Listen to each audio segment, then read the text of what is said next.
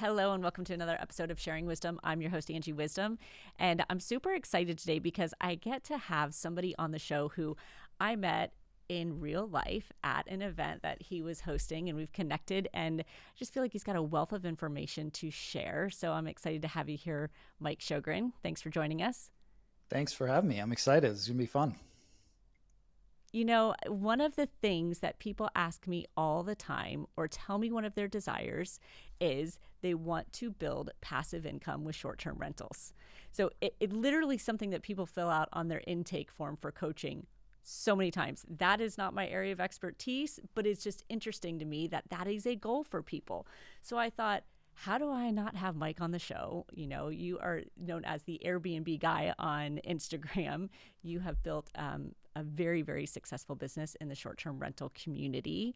You have a very interesting story, and not only like the short-term rentals as far as like Airbnbs, but then you ended up really scaling and going down this whole boutique hotel venture as well. So I'm just super excited to have you share that with us, and hopefully people can really pick up on some of the tools and tips that you have to offer.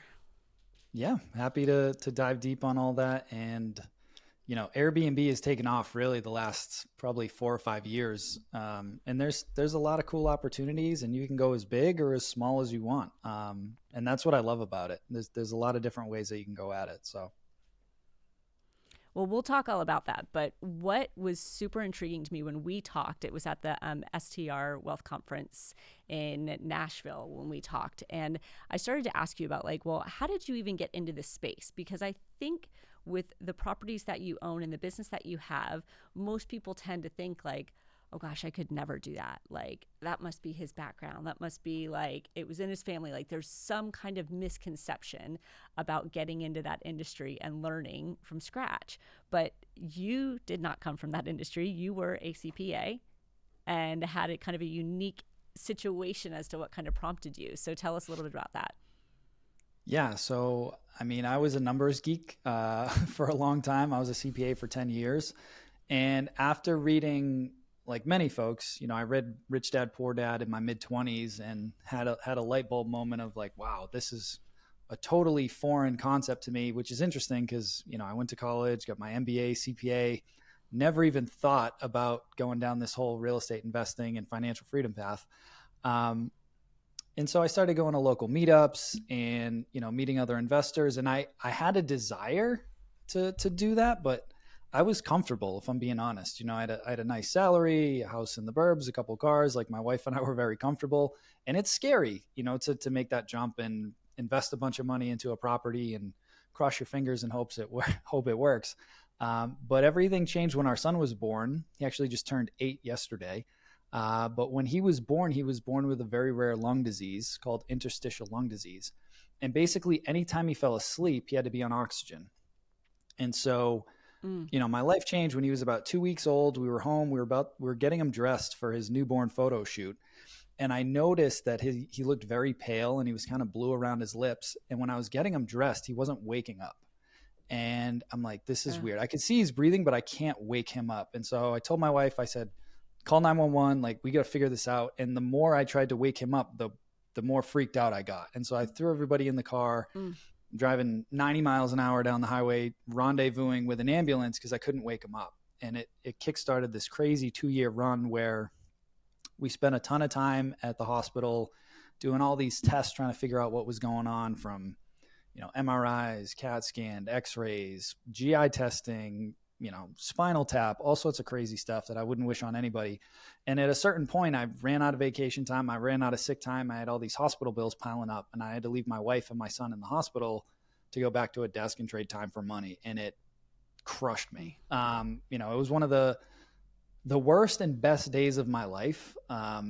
Because the day I left, I told my wife, I said, I don't know how, but I'm going to build us a business that gives us the income we want without ever trading time for money again. And I knew real estate was going to be the vehicle, but I just assumed I'd have to raise a bunch of money because I didn't have any money. I'd have to raise a bunch of money and try and do this apartment syndication stuff and do all of this. And then I met a gentleman in a mastermind group who was doing Airbnb. And this is back in like Mm. 2016, 2017, before it was super popular. And he was showing me that he was making anywhere from $1,000 to $2,000 a month on these properties, and he didn't even own them. And I had him Mm. show me his numbers and everything checked out, but I wasn't even sure if it was legal the way that he was doing this, quite frankly, at the time. And in retrospect, I know it is now, but he was basically renting a property and then furnishing it and re-renting it on Airbnb. But he wasn't telling the landowners like what he was doing with it, and it Oh, just felt a wow. little weird. Um, and so now we call that rental arbitrage, and it's much more common these days. But I told my wife, I said, I don't like that model, but I think this could work. So we pulled a loan out of our 401k for like $40,000. I opened up a 0% interest credit card and we bought this little 2-bedroom condo up in the mountains in New Hampshire. And I said, let's give this a shot. And just like the guy said, we were cash flowing about $1,500 a month, and we were using it like once a month on the weekends. So I was getting paid to own a Wow. vacation house, which was awesome. And the light bulb went off, but I couldn't live off of $1,500 a month. And so I Sure. started thinking about how could I scale this without having any more money. And I thought, well, if I could find people that own these properties that were busy, they had businesses, or they were, corporate employees and they didn't have time, if I could run everything for them and just take a piece of the top, maybe I could scale it that way. And so it took me 9 months to get my first like management or co-host deal. But after that, we were off Mm-hmm. to the races. And within 15 months, I had 15 properties in 5 different states, quit my job, retired my Wow. wife, retired my mom, and we were off to the races at that point. And now we've got 82 doors in the portfolio. We have ownership in 72 out of those 82 now. So eventually it flipped Wow. from management to more ownership. And it's just completely Right. changed our life. And I will be forever grateful. So, but I always say, the toughest times, sitting in that hospital, like leaving them, was the most painful, but the biggest gift, because it kickstarted this whole journey that who knows if we ever really would have fully pursued, with this relentless obsession for, a 2-year run. So, Well, that's what I'm hearing. I mean, and there's so much to unpack in there. I got goosebumps as you were sharing the story about your son, because I didn't know the depths of it. When we talked briefly, I knew that, he was sick and you had a couple years there where you were really investigating. But I mean, gosh, one, I can't imagine how heartbreaking. But two, I hear like the motivation that it created in you, like you said it perfectly, relentless. You were relentless in figuring this out. And so I guess one of my questions for you is, when you said earlier, you said to your wife, like, I'm going to figure out, it almost chokes me up, I'm going to figure out how to create this business, so that we can support ourselves. And I forget your exact words, but you were committed. I don't know what it's going to be, but I'm going to do it. Had you ever been so sure and committed to something in your life? until that point, no. I mean, Yeah. it was just, there was no plan B, right? And that's why I think it was such a gift Yeah. of, I have to make this work, and there's no turning back. And so I don't know if I would have stuck it out. I mean, those 9 months of rejection over and over and over again to get that first deal, Mm-hmm. it takes a toll on you. But at the end of the day, if your why is strong enough, and that's why I tell people all the time when they say that they want to do this, it's like, it's an amazing business, but it's not always sunshine and rainbows. So if there's not a strong Sure. why behind it, you're going to end up giving up at a certain point. So you got to find that Yeah. fire for you. It is, and I speak about it all the time, and I know you do too, because I think that people often think they have the why, but it's a little too surface level, or it's not really attached to something that's super valuable to them to really anchor it, like to work through those rejections of 9 months, to really keep going when you want to give up. Just so I understand, I want to make sure you read and you understood the real estate aspect of it prior to this. So it's like you'd kind of had some of that knowledge. It sounded like you were already in a mastermind, but you hadn't really started taking any action. Is that right? I was an information junkie for a long time. So I've always loved learning. I was always Okay. a good student. And I've always had mentors. So whatever, I've got a health coach, I've got a mindset coach, I've got a business coach, Mm-hmm. I believe firmly in having coaches in different areas of my life, because it's just the cheat code. It's the fast lane. And so Mm-hmm. I had some coaches in different areas, but again, it was like I was getting these dopamine hits of cool information, everything else. But when the rubber meets the road and you actually have to take that uncomfortable action, that's that's what really moves the needle, right? And I needed that push Yeah. to finally start taking massive action. And so when you were in that information gathering, I find this fascinating because I think a lot of people can gather information their whole life and never do anything with it. You love to learn and you love to share with people, but do you ever convert it into your own result? Do you think about that? Like, do you know, like, were you getting ready to? Do you think you ever would have if you weren't really in this position where there was no plan B, no other choice? I mean, at some point, I'm sure I would have. Would it have happened as quickly? Definitely not, right? I think the biggest Yeah. realization I've had, because there's different levels to the game as well, right? Like at the beginning, it was like, okay, I need to replace, my salary, right? And over time, we've continued to up our goals. But the biggest lesson I've learned, over the last 7, 8 years is until you change your self image, nothing else will change, right? And that goes for everybody. Mm. If you're used to carrying around 200 pounds and you want to get down to 170, if that's not in your self image and your identity, you're fighting an uphill battle. And so once I learned how the subconscious mind works and how to really reprogram that thing, that's when things really started to take off.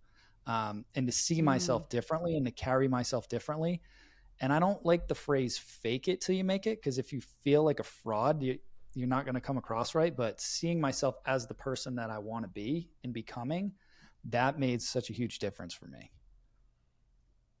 And when was that moment? Because that's a huge part of it. And it sounds like you had all these coaches already, and it almost seems like you were primed for it. So were you prepared? Did you already see yourself in that image when it was go time? I think that extreme emotional event kickstarted it, and it flipped all of that Mm-hmm. to a certain point. And then once we left the job, it was like, okay, now we're comfortable. We have the time freedom. How can I keep driving to get to the next level? Right. And so that's when it became more of being intentional with it. And I think realistically, for most people, you may not have some crazy traumatic event in your life. So you got to think of what is some Sure. compelling vision for my future. And at that point, that's when I met one of my mentors now, who's my mindset coach, that really helped me intentionally change the self image. I think it happened by accident, just Mm. going through that event. And it was like Sure. rocket fuel. And then once I got comfortable again at a certain income level and quitting my job, then it was like, all right, well, how do you intentionally do this to get to the next level?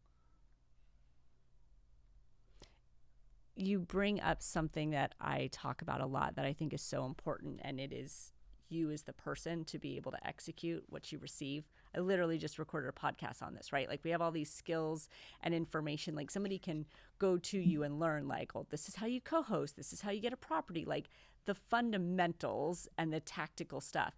But as that information comes in, if you, as like the vessel and the executor, are not kind of operating at your fullest potential, the mindset, the trust, all of that, then the output of what you learned is less than par, right? Versus the extreme output if you are in that state. Would you agree with that? 100%. And if we take an extreme example of somebody like an Elon Musk, the problems Mm-hmm. that he is solving and dealing with on a daily basis, most people want to make the kind of money he makes, but most people could not handle the amount of pressure and challenges that he deals with on an hourly basis, right? So the stuff that used to stress me out in the business of, oh, this guest was complaining about this, or somebody trashed this house, or whatever, I don't stress about that stuff anymore. It's just like, that's easy. This is how we deal with it. You keep it moving. And so the bigger you go, you just get more comfortable handling bigger problems, right? If somebody Mm. dumped the whole load on me, like the weekend that we launched our first hotel, I went there. I was all excited. It was like a 6 months renovation. COVID, the bans had just lifted, so we could actually start to rent it out. And I get there and I walk into our main lobby, and the sewer main had broke and flooded like 3 inches of raw sewage into the lobby, like on our opening day, Oh, right? If I was just wow. starting my business, I would have been broken. You know what I mean? Like I wouldn't have known how to deal with that or Yeah. handle it. Because I'd been operating for a few years and dealt with a bunch of different stuff, it was like, okay, breathe. What's first step? All right, I need to call this. I need to handle this. I need to get this person over here. Blah, boom, boom, boom, boom, boom. And you just get you become accustomed to just solving problems all the time, because that's really what business is. You're just solving problems, and the bigger problems you solve, the more money you make and the farther you can go. Mm-hmm. Yeah, it's so true. And so it's the capacity in which you can solve, right? Your mindset, your confidence, your perspective, all of that. So when people, because I know you have a free Facebook group and we'll talk about that later, and I know you mentor a lot of people. Is that one of the first things that you really have them working on, is them as their creator, is like their mindset, all of that, their vision, before you even start to get into, okay, this is how you go get that property? 100%. Right. We Yeah. created this framework, we call it the Casper method, right? And the first step is clarity, right? As far as like, what do I want? What do I want? What does my perfect week look like? Because, Mm-hmm. I was doing all the sales calls for that, coaching program for years. And I would always ask, what do you want? And everybody always said two things. They said they wanted financial freedom or they wanted to travel or some combination of both. And I'm like, cool. If I wave my magic wand right now and you had true financial freedom and you had true time autonomy, what would your week look like this week? And most people have never even thought of that at that level of detail. And until you do, it's just this pie in the sky thing. But when you really start to think about, if I could architect my week however I wanted, what would that look like? And once you do, it starts to happen a lot faster because it makes it more real. And so that's the first thing, is clarity. And then it's, who is the person I need to become to have that life? Right. And so we immediately start working on that right from the beginning, as far as, what do I want? Who do I need to become? And then we get into, the acquisitions and the systems and the hiring and everything else.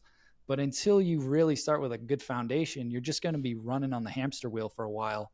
And you may build up a portfolio and then look back and be like, man, I don't even like these properties. Like, I don't like these markets that I'm operating in. I don't like the guests that I'm serving. I wish I was more intentional from the beginning on how I built this and set it up. I hope that everyone like hits this mark and rewinds it and listens to that again, because oftentimes when somebody is an expert in something like you are in the short-term rental space and hotels and all of that, they tend to coach on all those secondary pieces that you just mentioned, the hiring and the acquisitions and all of that. They tend to skip to that. That's their area of expertise. And so I hope everyone listening is like, okay, I got to do the work on me first. I got to have that clarity. I have to have the awareness of who I am and what I want, because you often, like you said, you build something that you don't really want if you don't have that awareness first, right? And then you end up, I've had people before like, I just kind of want to throw it all away and start over.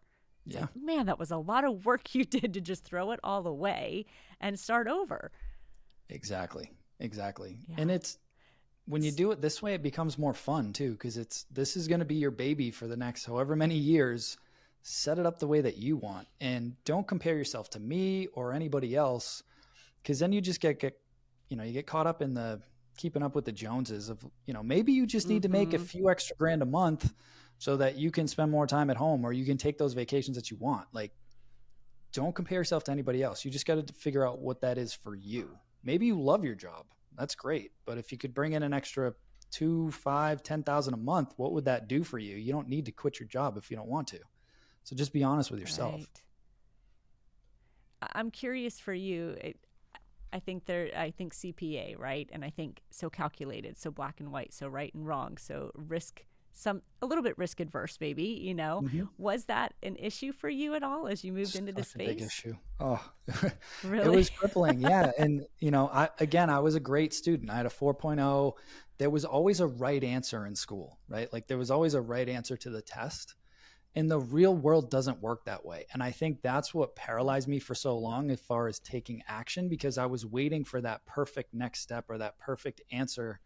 It just doesn't work that way. Right. And I always go back to that Steve Jobs quote of, you can't connect the dots looking forward. You can only connect them looking back. So if I'm clear on my goal, that's my North Star. So I know the direction that I'm heading. I'm not going to be able to see 50 steps ahead. I just need to know what the next step is and the next one. And that's the scary part, because you're not going to be able to see that far out. And mentors and coaches can help lay that out for you, but you got to focus on taking the first step and then the next one and the next one. And that's when it gets scary. And you just have to be okay with making mistakes. And you just Yeah. ideally don't make the same mistake twice. That's really Right, the name of right. the game. So what shifted for you? Because I know a lot of people listening, they hear that, yes, they want guaranteed results. They want to know that this is the right definitive answer. So when you said like that was, I even saw you roll your eyes, the body language of like, oh, it was like crippling. So what ultimately did you have to tell yourself that started to allow you to just move forward and let go of perfection and that perfect answer? It got to the point where after a couple months of, trying to figure out the exact next steps for building this, what was the perfect script that I needed to call somebody, or what was exactly what I was going to say to them. I'm like, I'm not moving at all right now. And I just kept thinking back to, I'm working 60 hours a week. I had a side hustle as a photographer to help keep up with the medical bills. I'm visiting my wife and my son a couple days a week in the hospital. I have very little time to build this thing. So I just got to start taking more shots, because otherwise this is going to take forever. And I just had to be okay with getting kicked in the face every once in a while. I remember I made an appointment to go see this property. And when I went there, I met this woman that owned it.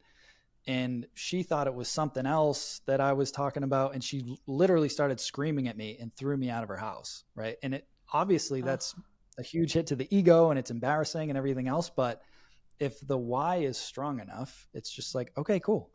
Lesson learned on this. I'm going to reframe how I set up these meetings and I'm going to keep going. And I just kept taking more and more and more action and just being like, a mentor of mine said, you got to detach from the results and just fall in love with the process of just going out there and doing it. And if the results happen, great. mm-hmm. You go into every conversation assuming that it's going to work. But if it doesn't, you can't attach yourself to that outcome. You got to get out there and do it again and again and again. I love that you said, I needed to take more shots. Like you knew that you weren't getting anywhere and it was going to take a long time. So as you took those shots, because I'm big on just take imperfect action, you will fail. Did you feel yourself in a matter of time start to almost be like, I'm more confident and the no's and, the rejection is just not as big of a deal? Absolutely. Absolutely. Right. It feels scarier. And I didn't grow up in sales, right? But a lot of people that I've met over the years that started in sales, it's like the first 2 months is to get out there and just get enough no's that you just get comfortable hearing people say no. And then it stops Mm-hmm. bothering you because you've just heard it. And it's like, okay, well, Right. maybe that no is going to turn into a yes. And it's just getting in the reps. The more you do it, the easier it gets, the more comfortable you get. I used to be terrified to go speak on stages and do stuff like that. Now I still get the butterflies before I go out there, but it's way easier, Sure. just getting in the reps. Yeah. Well, and I think the butterflies are good, right? It means you care and it means you actually care about what you show up, how you show up and what you do. But the whole like getting those multiple no's, there's literally psychology behind it, right? It's the exposure theory, it's the desensitization, Mm. of you just get enough and then it's like it just doesn't mean the same thing anymore. I mean, our kids do it all the time, right? Like they hear no from Yeah. us all the time and they keep coming back. So I'm like, be like a kid, right? Who wants dessert. You just keep asking, But it Talk to really is mom, just then a you ask word. dad, then you And ask grandma. exactly. They're relentless, right? If we could only like keep that same relentless passion as we get older. But it's the mindset, right? That we fear those rejections. Curious for you about the ego, because you mentioned in the beginning, look, we were comfortable. We had a couple cars, like you guys were all good. And then you had to transition to knocking on doors or making appointments, asking somebody to host, and take care of their Airbnb. Was there a transition for you from an ego perspective of like, I'm starting over and I'm doing something that maybe feels less than what I was doing before? I don't think I ever felt like I was starting over. It was more a Mm, fear of this is something new and out of my comfort zone. Um, but I never felt like I was taking a step back per se. It was just okay. something new and different and something that I had wanted to do for a long time. I just didn't have the guts to do it, if I'm being honest. And I was hiding Mm, behind information. Um,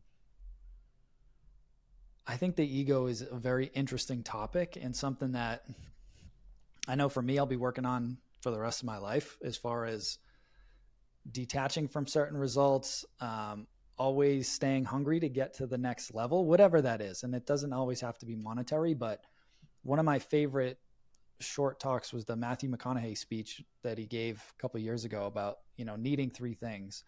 And he talked about how he was his hero, he himself in 10 years. Like what is the highest version of myself that I can get to? And what's the biggest impact that I can have with the very short amount of time that I'm on this planet?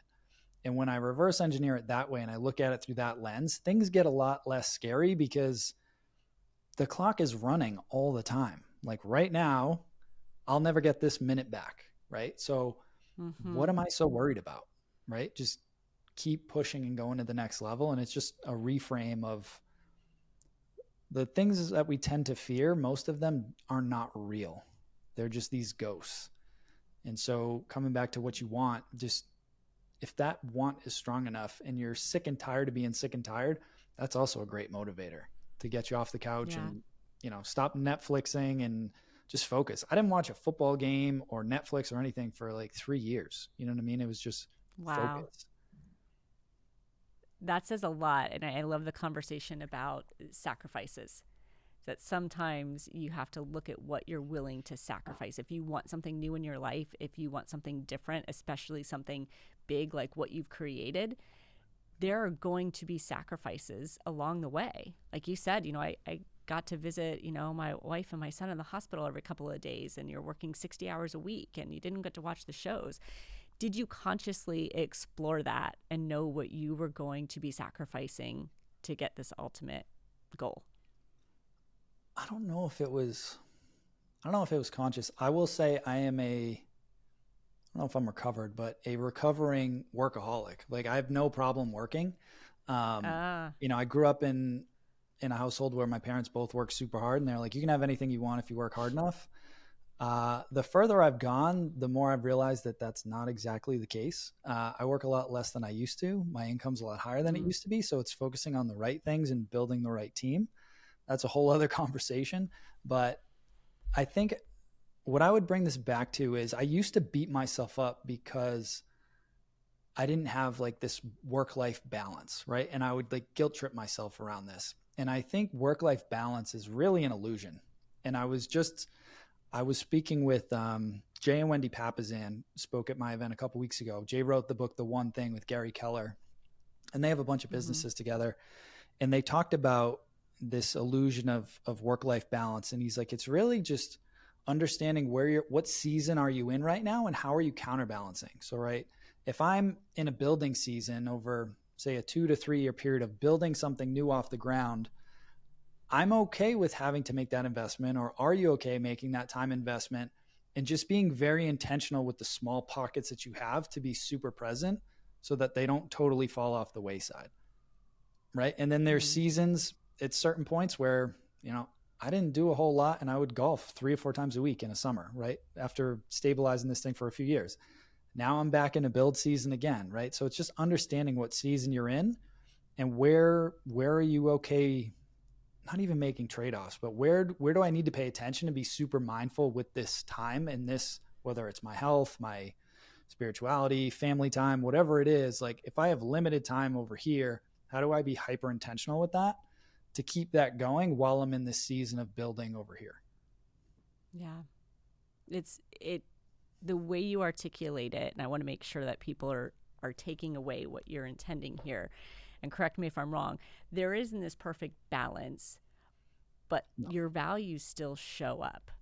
They've got to be there. And I like to use the word like modification, right? It might be modified a little bit, but there isn't a particular time. I don't believe to create the success and the impact and the meaningfulness in your life, I don't believe that you can, like you said, kind of throw it by the wayside, your values, and just let those slip away to focus on one particular thing. Do you agree with that? I agree. And that was one of the biggest things that some of my coaches taught me early on was, subscribing to, the Gary V just grind type of mentality. It's not sustainable. Right. And so you need sleep, you need water, you need to move your body, right? Like you need to take care of this vessel that you're living through. Otherwise, you're going to be cutting yourself way short and you're not going to be able to have the impact of the business you want because this thing is going to fail you at a certain point. Same thing with your family, friends, whatever it is.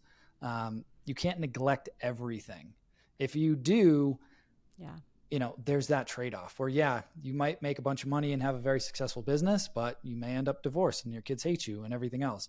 You can have it all. You just want to be intentional with where you're spending your time and being present with the people that matter to you, and making sure that you're on the same page with your spouse or significant other of like, hey, we're in this season right now. Like, this is what I need to focus on right now. Right. And it's only going to be temporary. Yeah. 100%. Exactly. So people hear that you still get your values in. They might just be modified a little bit. And I know people always want to know, like, for you, because people look up to you, right? And they're like, wow, I'd love to have that type of business. I'd love to make that kind of leap, create that kind of success. What do you do for yourself? Like, what's a non-negotiable or a few non-negotiables for you? So to me, again, it comes back to that whole perfect week. So like right now, on Tuesdays and Thursdays, I stack all of my meetings, right? So we're recording this on a Tuesday. So all of my meetings and podcasts and everything else are on Tuesdays and Thursdays. Mondays, I don't take any meetings. It's more of a day for me to recharge.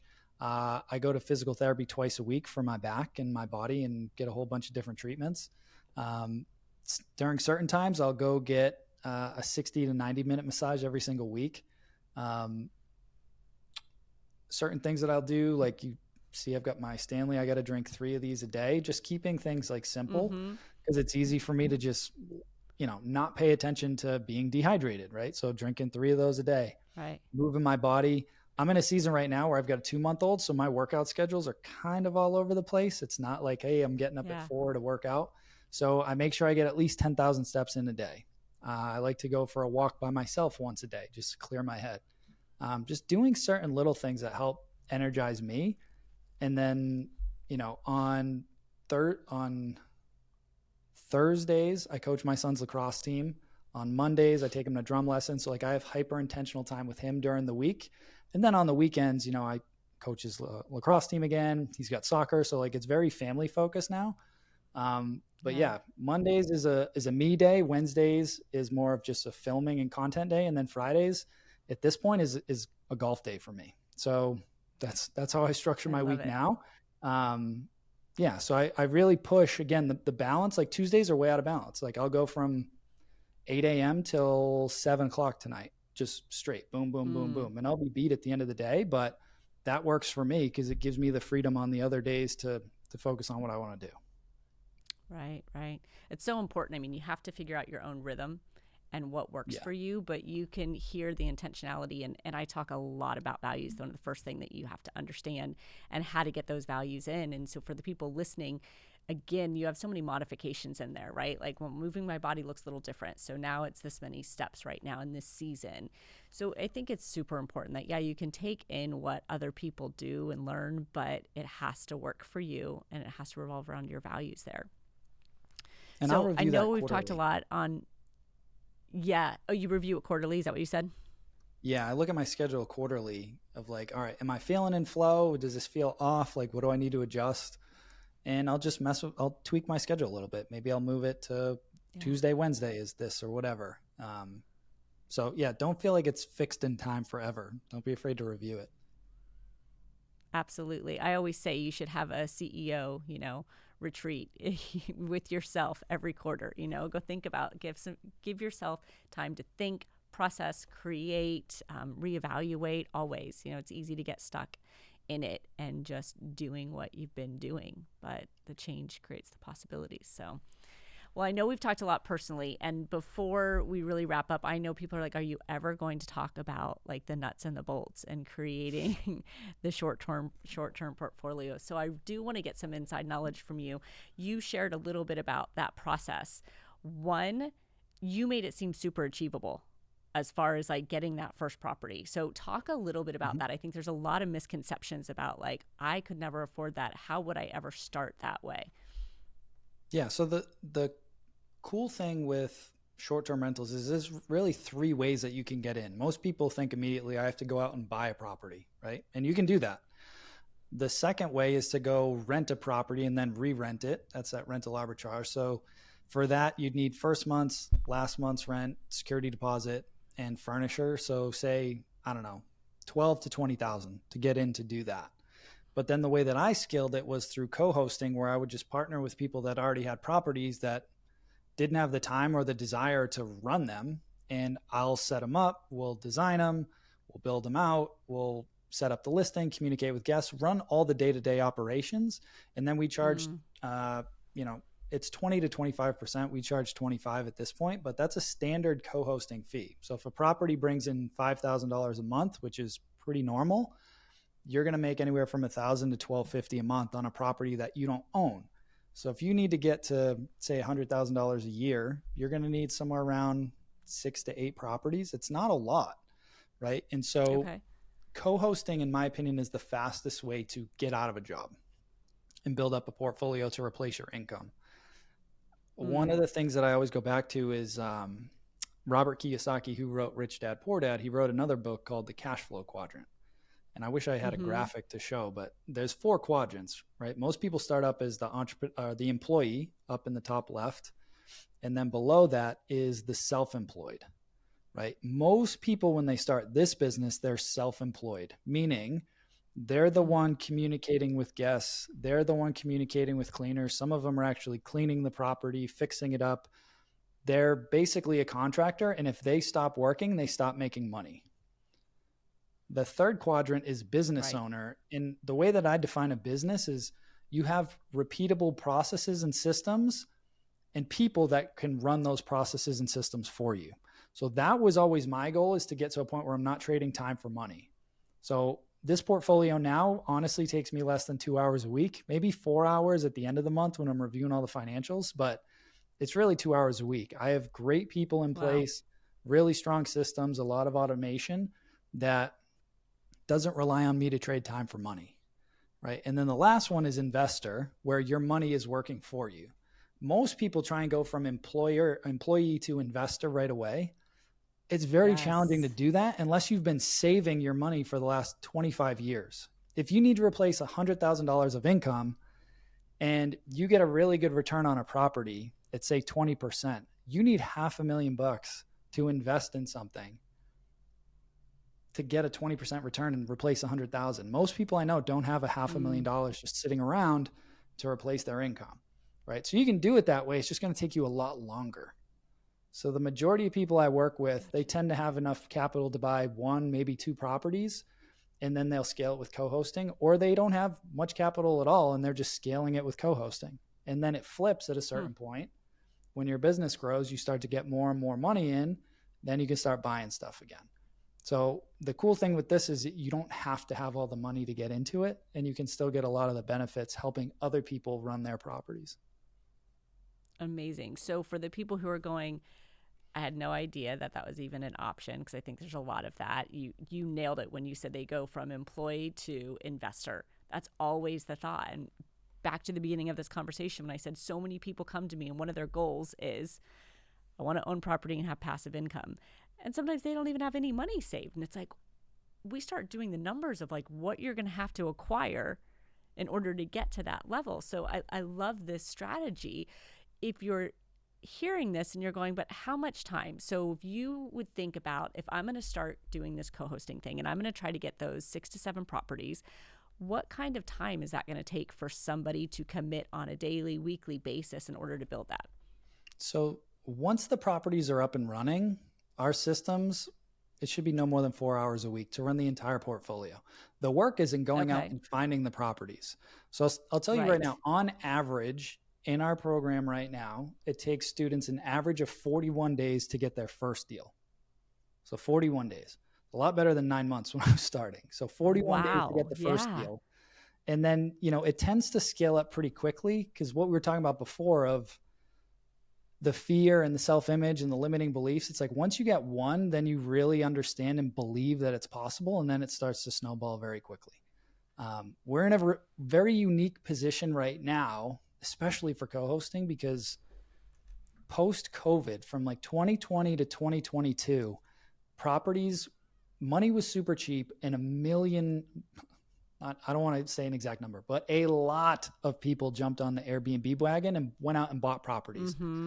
They didn't know what they were doing, nothing against them, but it was super easy to make money. Like there was so much demand pent up from COVID that you could have thrown anything on Airbnb and made money. Now that things have normalized and started to stabilize, a lot of those people are struggling, and they're stuck because they're not making the money that they need, and they can't sell it because interest rates are up. So we have a Right. whole system to target a lot of those people and say, hey, we offer this service. Are you open to having us come and help you get your property up? Right. So we're coming in as a savior, not like, hey, you don't know what you're doing. You're an idiot. You don't know how to make money with this. Yeah. Right. We're just genuinely helping people. So in my opinion, it's a lot easier to get co-host leads now than when I started back in 2017 and everybody thought it was a scam and didn't really trust the whole Airbnb system. Now it's just mainstream, and there's a lot of people that need some help right now. Yeah. I love the way you frame that. I think regardless of whether that is true or whether it changes, that's ideal time.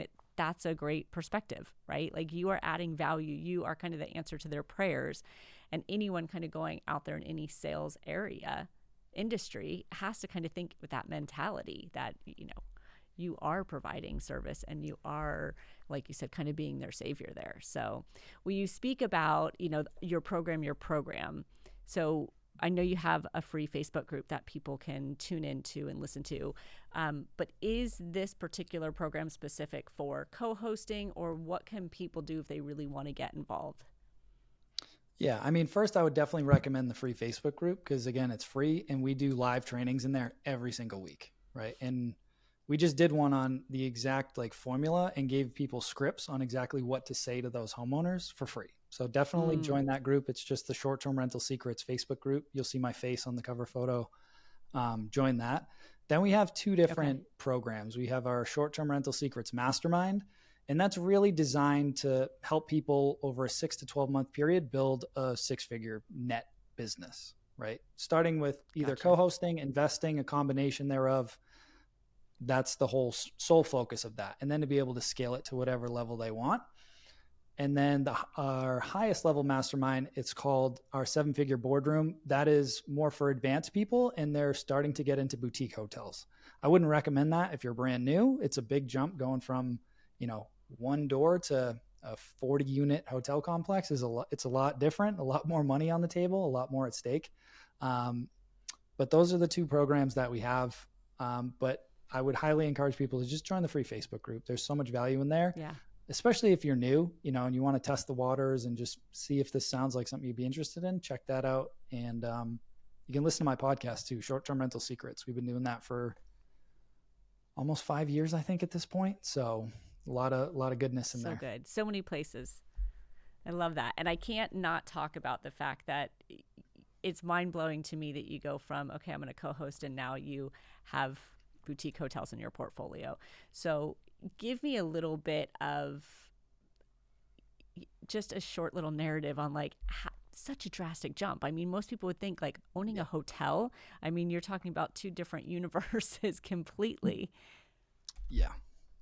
So this was back Yeah. in 2020, we made that transition. And so I got an opportunity from somebody that I was co-hosting for, actually. So I have two partners on the hotels.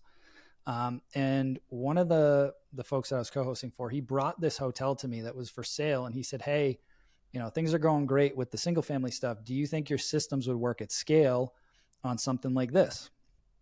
And I was like, I don't know, let's go take a look at it. So I went and looked at the property. Amazing location, like right on the water. Needed a lot of work, needed a big facelift, but the location was amazing. A little 13 unit right on the water, great spot. And I said, yeah, it'll work. But I said, if we do this, I said, I don't want a management fee. I want an ownership stake in this.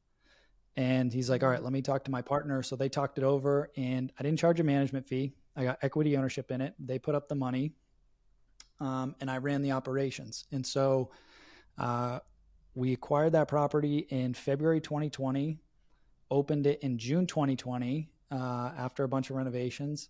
And within a year, we had basically doubled the value of the hotel. We were able to refinance it, get all their money out. And they went out and bought a second one that I managed for a little bit. And then in December 2022, the three of us all split our biggest one yet. It's a 57 room hotel.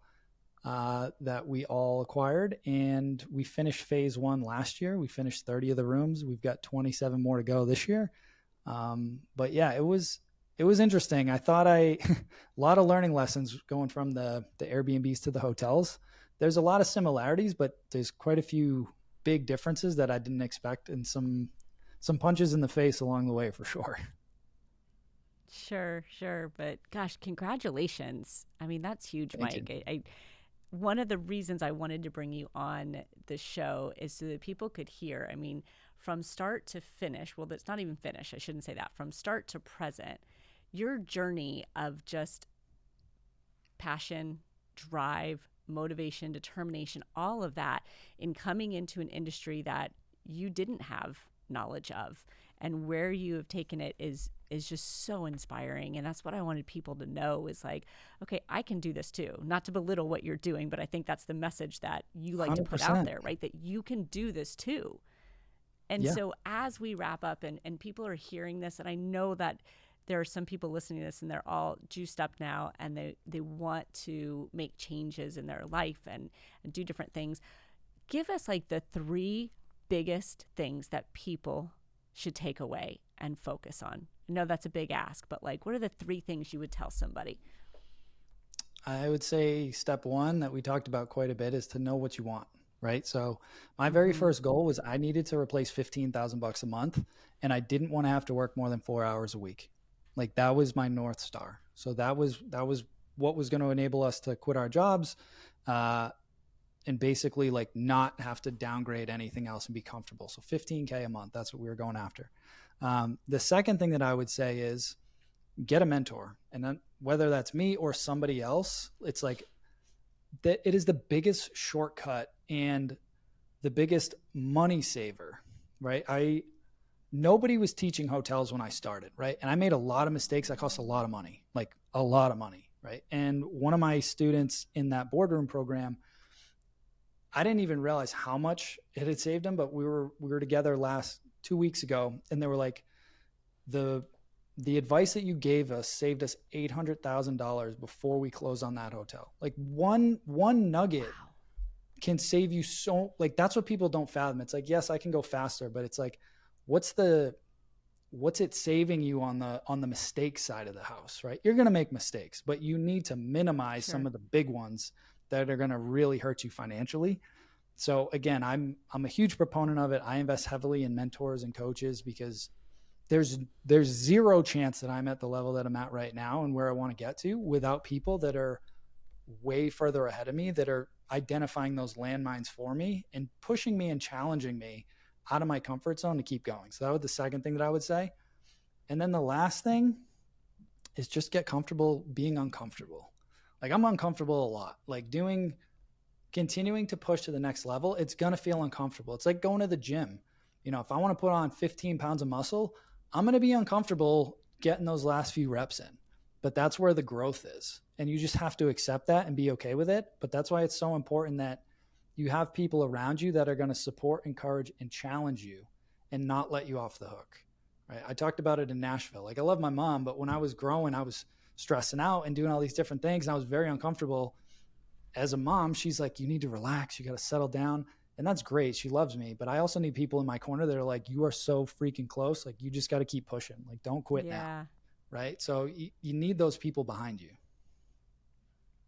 I love that. Three great takeaways. So know what you want, have a mentor, and be comfortable being uncomfortable, which I think really that third one speaks back to one and two, right? Like if you know what you want, that's going to fuel you being willing to be uncomfortable. If you've got the mentor and people in your community, again, that's going to continue to fuel you to be uncomfortable. So this has been amazing. I am so grateful that you came on. I feel like your story is so inspirational and you make it feel achievable, which is more important than anything else, I think, for people out there. So I'm grateful you joined us. Thank you for having me. I appreciate it. Absolutely. You all go follow Mike in the Facebook group. I'll put the show notes in there, and I'll also put up that diagram that you were talking about because I love that. The employee, the investor. We'll find that and put that in here as well. But he is a wealth of information, and you will not regret following him along. So check him out. Thanks, Mike. Thank you.